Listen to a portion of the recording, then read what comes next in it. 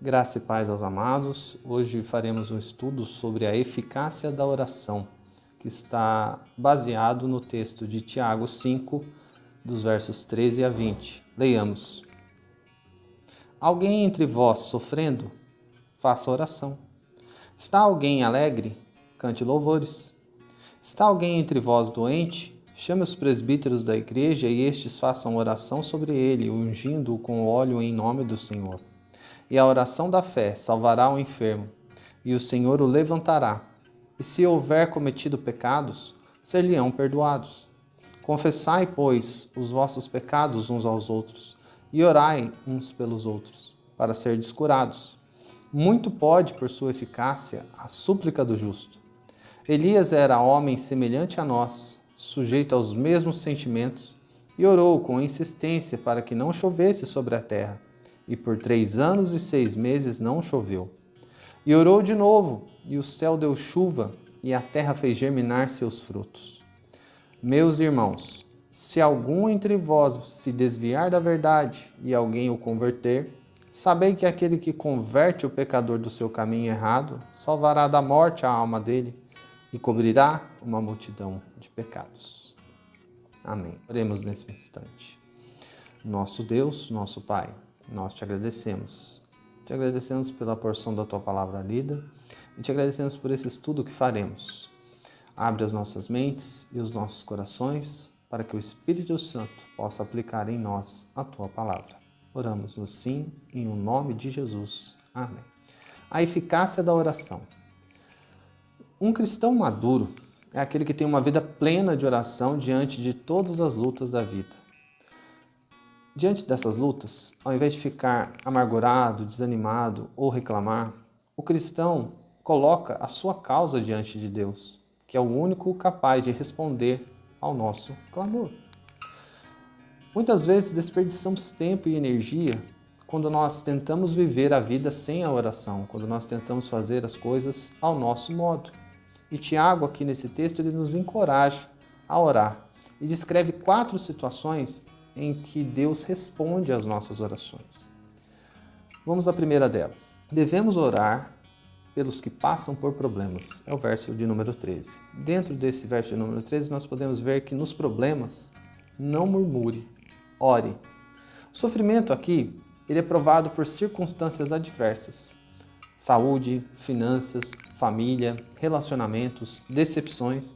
E ao invés de murmurar contra Deus ou falar mal dos irmãos, Tiago diz aqui no verso 9, irmãos, não se queixem uns dos outros, para que não sejais julgados. Um cristão maduro é aquele que tem uma vida plena de oração, diante das lutas da vida. Em vez de ficar amargurado, desanimado ou reclamando, o verdadeiro cristão coloca a sua causa diante de Deus, que é aquele que pode responder ao seu clamor. Muitas vezes nós desperdiçamos tempo e energia quando tentamos viver a vida sem a oração. Quando nós tentamos viver através das nossas próprias forças. E Tiago nos apresenta 4 situações que nos encorajam a orar. Situações em que Deus responde às nossas orações. A primeira delas, que está no verso 13, devemos orar pelos que passam por problemas. Nos problemas, não murmure, ore. O sofrimento aqui é provado por circunstâncias adversas. Saúde, finanças, família, relacionamentos, decepções. Em vez de murmurar contra Deus ou falar mal dos irmãos, o que nós devemos fazer? Irmãos, não se queixem uns dos outros, para que vocês não sejam julgados. Eis que o juiz está às portas. Está lá em Tiago 5, verso 9. Devemos então apresentar essa causa a Deus em oração, pedindo sabedoria para usar essa situação para a glória de Deus. Se, porém, algum de vocês necessita de sabedoria, peça a Deus, que a todos dá com generosidade, sem reprovações, e ela lhe será concedida. Tiago 1, verso 5. Deus pode transformar problemas em triunfo pela oração. A oração remove o sofrimento quando essa é a vontade de Deus, mas também a oração nos dá poder. Nos dá poder para enfrentar os problemas e usá-los para cumprir os propósitos de Deus. Paulo orou para Deus mudar as circunstâncias da sua vida, mas Deus então lhe deu poder para suportar as circunstâncias. Está lá em 2 Coríntios 12, dos versos 7 a 10. O próprio Jesus clamou ao Pai no Getsêmani para que este passasse dele o cálice. Mas o Pai não atendeu o seu pedido, mas lhe deu forças para suportar a cruz, para que ele pudesse morrer pelos meus pecados, pelos seus pecados, pelos nossos pecados. Nem todas as pessoas passam por problemas ao mesmo tempo. Ao mesmo tempo que há pessoas sofrendo, há pessoas alegres. Aqui no verso 13 nós vemos isso.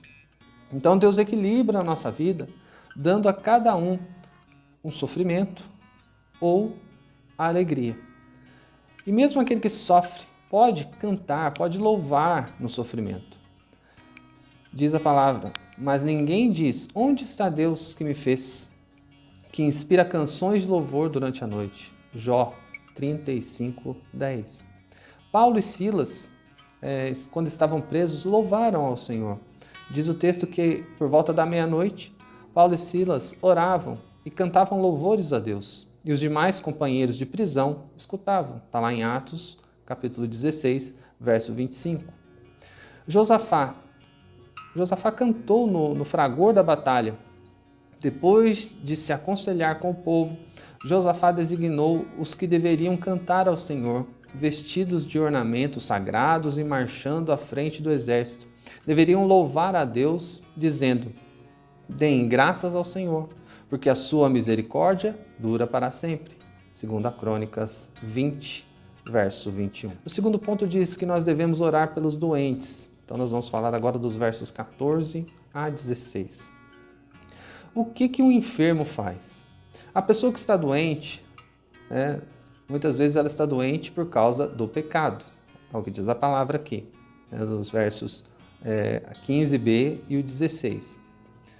Nem toda doença é resultado do pecado pessoal, mas o caso mencionado aqui por Tiago é de uma doença espiritual. Então, e o doente reconhece a autoridade espiritual dos presbíteros da igreja. No verso 14 nós vemos isso. O crente impossibilitado de ir à igreja, ele chama os presbíteros para irem até a sua casa. Então o doente reconhece assim que os presbíteros, e não um homem ou uma mulher que tem o dom de curar que deve orar por ele, mas sim os presbíteros, as autoridades da igreja. O doente confessa os seus pecados, está no verso 16. A confissão, ela é feita aos santos e não ao sacerdote. Nós devemos confessar o nosso pecado a Deus, está lá em 1 João 1, verso 9. E também àqueles que foram afetados por ele.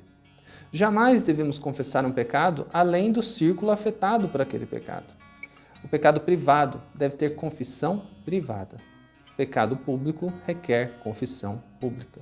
É uma postura errada lavar roupa suja, contar as coisas, falar demais em público. Isso pode trazer problemas para quem faz isso. E o que os presbíteros fazem? Os presbíteros oram pelo enfermo com imposição de mãos e a oração da fé. Está lá nos versos 14 e 15. Os presbíteros são bispos, são os pastores do rebanho. Eles velam pelas almas daqueles que lhes foram confiados. Eles oram com imposição de mãos. O que é isso? É um gesto de autoridade espiritual. Então a oração da fé é a oração feita na plena convicção da vontade do Senhor, da vontade de Deus. Está lá em 1 João 5, 14 e 15.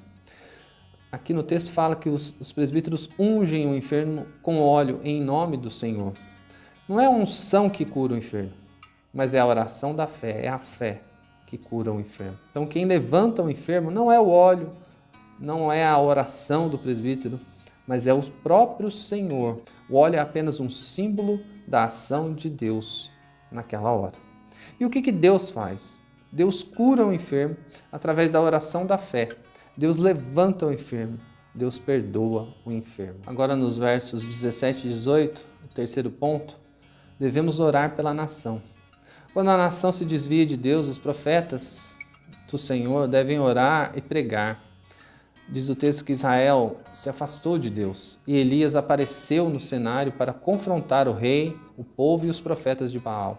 Elias não só falou com eles, mas orou a Deus, clamou chuva para Israel.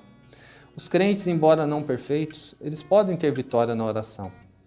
Elias era um homem sujeito às mesmas fraquezas que nós.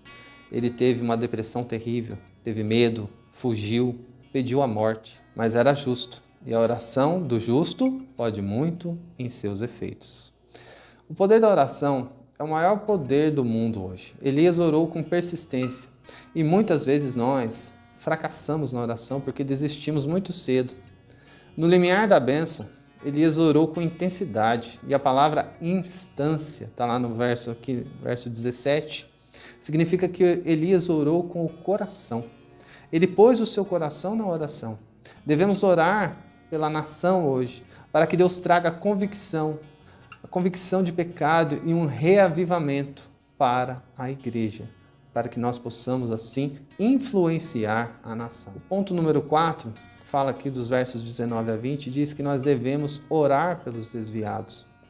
Devemos orar pelos membros que se desviam da verdade, da palavra de Deus. Quando um crente se desvia, devemos falar de Deus para ele. Está lá em Gálatas 6:1, e dele para Deus, que é Tiago 5:19. Salomão diz que só um só pecador destrói muitas coisas boas. Está lá em Eclesiastes 9:18. Sempre há o perigo de uma pessoa se desviar da verdade.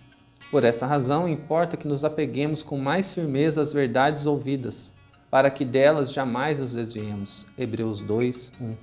O resultado desse desvio é o pecado e possivelmente a morte. O pecado na vida de um crente é pior do que na vida de um não crente. Nós devemos ajudar os membros que se desviam da verdade e essa pessoa precisa ser convertida, ou seja, ela deve voltar para o caminho da verdade. Lucas 22, verso 32. Precisamos então nos esforçar para salvar os perdidos, mas também precisamos nos esforçar para restaurar os salvos que se desviam. Judas, verso 23, usa a expressão salvar do fogo. Para concluir, Tiago, aqui nesse texto, deu uma última instrução: oração pelos que sofrem, pelos enfermos e cuidado e restauração aos que se desviam. Neste parágrafo, Tiago falou sobre 5 coisas básicas. Primeira, o indivíduo em oração, princípio básico. Verso 13, os presbíteros em oração, uma oração respondida. Versos 14 e 15. Terceiro, os amigos em oração, um espírito de reconciliação. É o verso 16, a parte A. Procura por um espírito de penitência, espírito de reconciliação e um espírito de oração. Em quarto lugar, o profeta em oração, um agente humano e um resultado sobrenatural. Versos 17 e 18. E o quinto e último, a busca da comunhão, o cuidado pastoral e a restauração. Versos 19 a 20. Que Deus assim nos abençoe. Vamos orar? Nosso Deus, nosso Pai, muito obrigado, Senhor, por esse estudo. Obrigado, Senhor, por esse texto que nós acabamos de ler. Muito obrigado pelo estudo de hoje, que nos ensinou sobre a eficácia da oração.